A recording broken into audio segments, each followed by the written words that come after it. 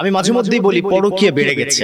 এক যুবক আমাকে বলছে যে হুজুর পরকীয়া কিভাবে কি বাড়ে? পরকীয়া মানে তো আমি যতদূর জানি যে একটা পুরুষ একটা কি নারীর সাথে আলাদা ভাবে গিয়ে কথা বলা, হ্যাঁ, তার সাথে একটা রিলেশন তৈরি করে হারাম সম্পর্ক, এটাই তো।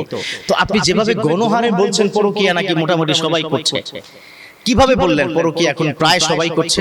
আমি বললাম প্রায় সবাই পরকীয়া করছে মোবাইলে। কিভাবে? Mutual friend, this is also কি পরকীয়া।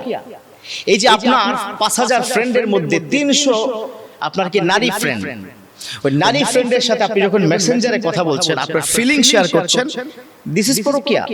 সে নারী যদি বিবাহিতা হয় তাহলে সে আপনার সাথে পরকীয়া করছে। আপনি যখন হোয়াটসঅ্যাপে কেউ যদি আপনাকে নক করে, সে যদি বিবাহিতা হয়, তাহলে এই যে ফিলিং শেয়ার করা, একজন আরেকজনের সাথে কথা বলা, এটা পরকীয়া হচ্ছে। অথচ কিন্তু আপনারা এটা কিছু মনেই করছেন না। বিশ্বনবী বলে দিয়েছেন যে পরকীয়া অবস্থায় কেউ যদি জিনার সাথে লিপ্ত হয়ে যায়, জিনার শাস্তি হচ্ছে সঙ্গে সার করা, মাজা পর্যন্ত তাকে মাটির মধ্যে দাবিয়ে পাথর নিক্ষেপ করে হত্যা করা। যদি এরকম কোন বিবাহিত পুরুষ এবং বিবাহিত নারী তারা যদি কিসে মানে পরকীয়া করে জিনায় লিপ্ত হয়, শারীরিক জিনায়। এখন বলবেন হুজুর শারীরিক জিনা ছাড়া তো এটা হয় না। এটা শুরুটাই হয় কথা দিয়ে।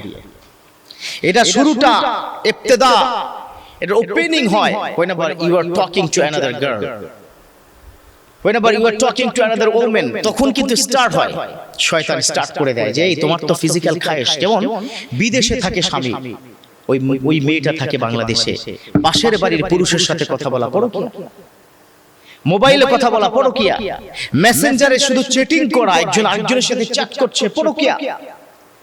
এখন বর্তমানে বিশ্বে পরকীয়া, বিশেষ করে বাংলাদেশেও এই ভয়ঙ্কর ভাইরাস তৈরি হয়েছে। এই ভয়ঙ্কর পরকীয়া থেকে আল্লাহ যেন আমাদের হেফাজতে রাখে। দেখুন, আমরা অনেক সময় হালালকে হারাম মনে করি না? যে হুজুর একটু কথাই তো বলেছি মোবাইলে, এটা নিয়ে আপনি এত কথা বলছেন। হুজুর আমরা একসাথে ইউনিভার্সিটিতে কি পড়াশোনা করেছি, তার স্বামী আছে অথবা তার স্ত্রী আছে, তো অনেক দিন পরে হঠাৎ করে আমার ফেসবুকে সে অ্যাড হয়ে গেল, সে আমার ফেসবুক ফ্রেন্ড হলো, তার সাথে কিছু কথা বলা যাবে না? নো, দিস ইজ পরকীয়া, দিস ইজ কল্ড পরকীয়া। এটা হচ্ছে কি পরকীয়া। আপনি কথা বলতে কি যাবেন কেন? হ্যাঁ, সর্বোচ্চ কেমন আছো? আলহামদুলিল্লাহ ভালো আছি, দোয়া করো ভাই, তোমার জন্য দোয়া করি, শেষ, ক্লোজ। কেন হুজুর ক্লোজ কেন? মাঝে মধ্যে কি তার খবর কি নিতে পারবো না? বাবা তুমি খবর নাও, নো প্রবলেম। খবরের সাথে তো টবর যুক্ত হবে, ফিলিং শেয়ার হবে।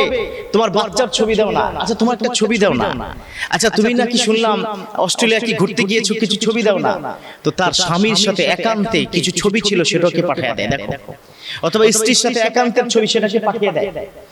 এই যে বিষয়গুলোকে আমরা খুব মামুলি ভাবে নিচ্ছি, সহজ ভাবে নিচ্ছি, দিস ইজ কল্ড পরকীয়া। এটা আমাদের প্রত্যেকের মধ্যেই রন্ধ্রে রন্ধ্রে ঢুকে গেছে। সহজ গুনাহ এখন সবচেয়ে সহজ। আমি যদি আপনাদেরকে প্রশ্ন করি, বলুন তো পৃথিবীর সবচেয়ে সহজ কাজ কি?